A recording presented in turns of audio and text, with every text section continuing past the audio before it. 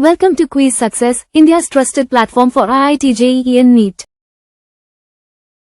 Learning Objectives. After completing this module, learners will be able to understand the need for political institutions, explain why we need a parliament in a democracy, differentiate between the two houses of the parliament, compare executive, political and permanent, explain in detail the power of the Prime Minister and the Council of Ministers, understand and describe the role of the President, understand and describe the role of the judiciary.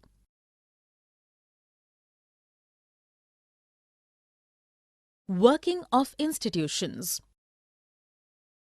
Office memorandum is a communication issued by an appropriate authority to announce some major policy or decision taken by the government for immediate implementation.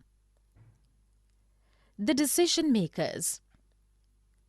President is the head of the state and is the highest formal authority in the country. All government decisions are taken in his name. Prime Minister is the head of the government. He exercises all governmental powers and takes most of the decisions in cabinet meetings. Parliament comprises of the President and the two houses, Lok Sabha and Rajya Sabha. The Prime Minister must enjoy the support of a majority of Lok Sabha members. Need for political institutions. The government has to provide social security, education, health and other basic amenities to the people. It collects taxes and spends it on defence, administration and other welfare schemes. It formulates and implements policies. For all these requirements, arrangements are made in a democracy. These arrangements are called institutions. The constitution of a country lays down basic rules on powers and functions of each institution. A. The Prime Minister and Cabinet Ministers are institutions responsible for taking all important policy decisions. B. The civil servants are supposed to implement the decisions taken by the Prime Minister and his cabinet. C. Supreme Court is an institution which has the responsibility of settling disputes between the citizens and the government. Since institutions work through meetings, committees and routines, sometimes it delays decisions but eliminates the chances of a quick and bad decision. Why do we need a parliament? In all democracies, an assembly of elected representatives exercises supreme political authority on behalf of the people. At national level, it is called the parliament, and at state level, it is the legislative assembly. To run a democratic government smoothly and satisfactorily, we need the topmost institution, Parliament. The Parliament represents the people of the country. It exercises its political authority on behalf of people in various ways. A. Legislative role. Parliament is the highest and final law-making entity in the country. The process of law-making is called legislation. Hence, all these assemblies are called legislatures. A parliament has the power to change existing laws, make new laws, abolish existing laws, and introduce new ones to replace them. B. It exercises control on all those who run the government. C. Financial role. It controls government expenditure and public money. The government can spend public money only after the Parliament sanctions its use. D. Executive role. Being the highest forum of discussion and debate, it decides public issues and national policies. The government can take decisions only if it enjoys the support of the Parliament. Two houses of the Parliament. Our Parliament consists of two houses, the House of States, Rajya Sabha, and the House of People, Lok Sabha. The members of Lok Sabha are directly elected by the people. Those of Rajya Sabhas are elected by MPs and MLAs.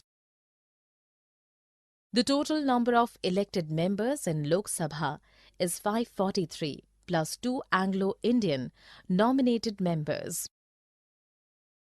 The total number of members in Rajya Sabha is 238 plus 12 nominated members. One term of Lok Sabha lasts for 5 years. One term of Rajya Sabha lasts for 6 years. Lok Sabha can be dissolved, but Rajya Sabha is a permanent body. Its members retire on completion of their term of 6 years. Lok Sabha has more powers than Rajya Sabha. An ordinary law needs to be presented in and approved by both the houses. In case of a difference, a joint session of the members of both the houses is conducted. Due to a larger number of members, mostly the view of the Lok Sabha prevails.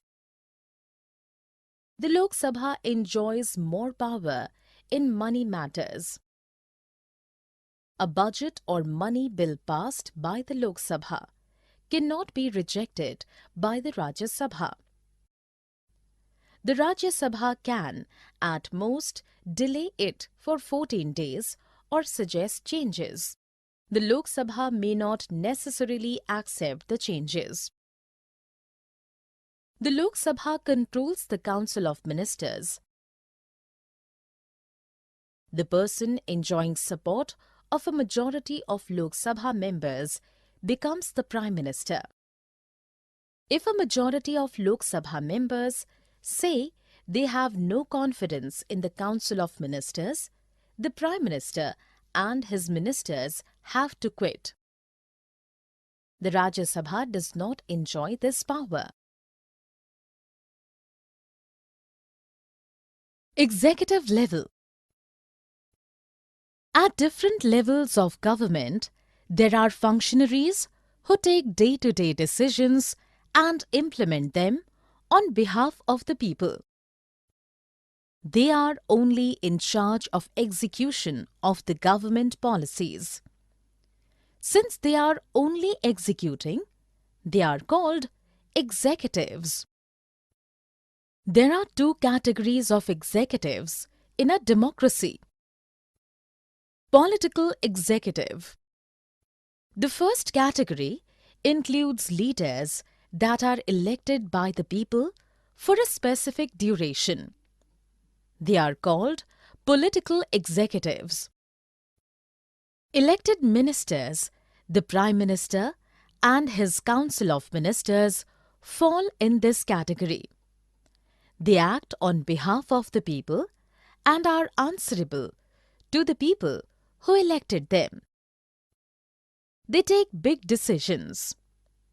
They remain in office only till they enjoy the confidence of the majority members of the Parliament. They are more powerful than the permanent executives. They have the power to take final decisions. Permanent executives. Officers who are appointed on a long-term basis according to their qualification and experience are called permanent executives or civil servants. They help the political executives in carrying out the day-to-day work. They are experts but do not take the final decision. A change in government does not affect their status. They continue to be in their office even when the ruling party changes.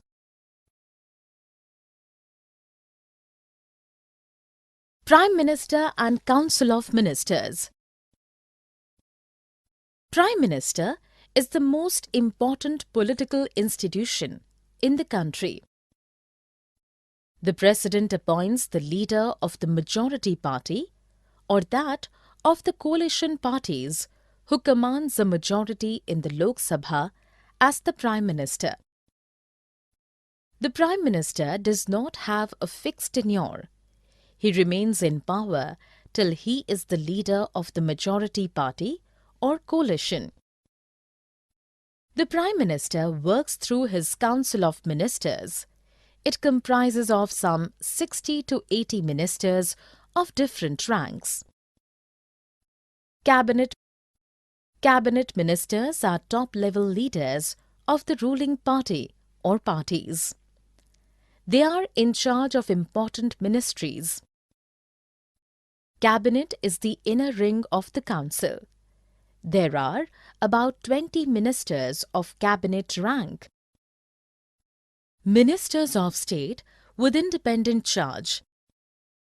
These ministers are in charge of smaller ministries. They attend cabinet meetings only when invited. Ministers of state are required to assist the cabinet ministers they are attached to. The cabinet works as a team. Opinions of all the ministers are heard, but the cabinet's decision is binding on all.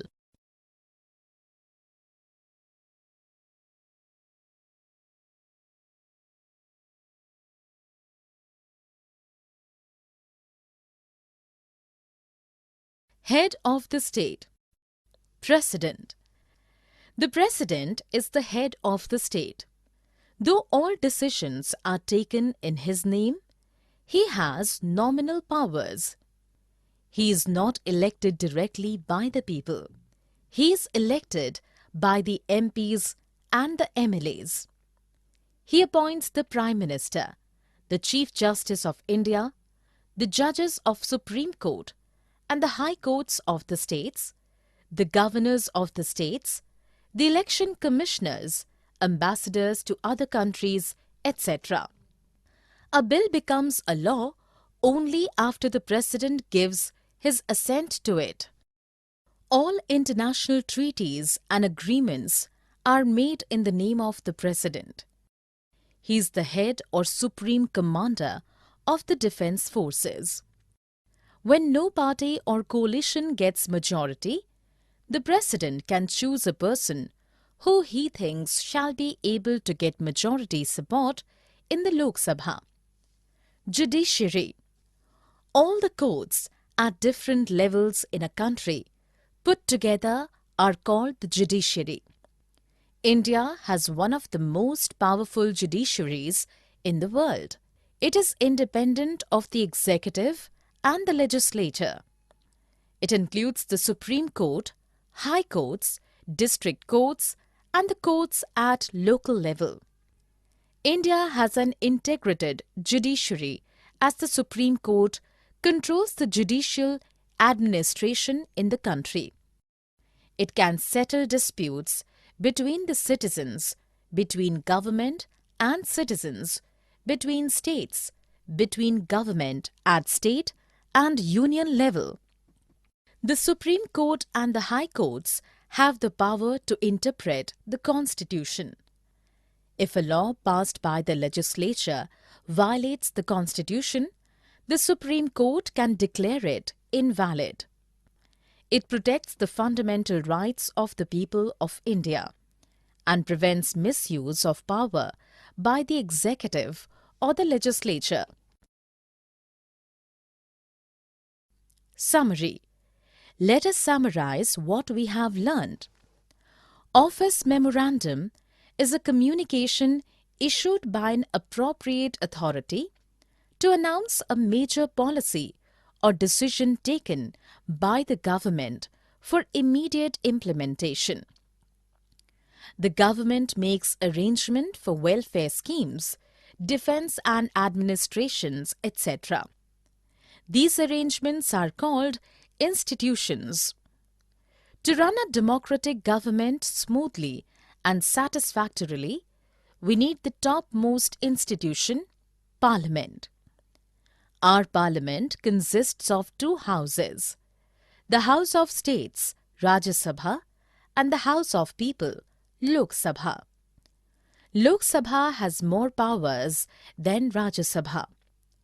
At different levels of government, there are functionaries who are only in charge of the execution of government policies, are called executives. The Prime Minister works through his Council of Ministers. The Prime Minister coordinates the work of different departments. In case of a disagreement between departments, the Prime Minister's decision is final. If the Prime Minister resigns, the entire ministry quits. The President is the head of the state. Though all decisions are taken in his name, he has nominal powers.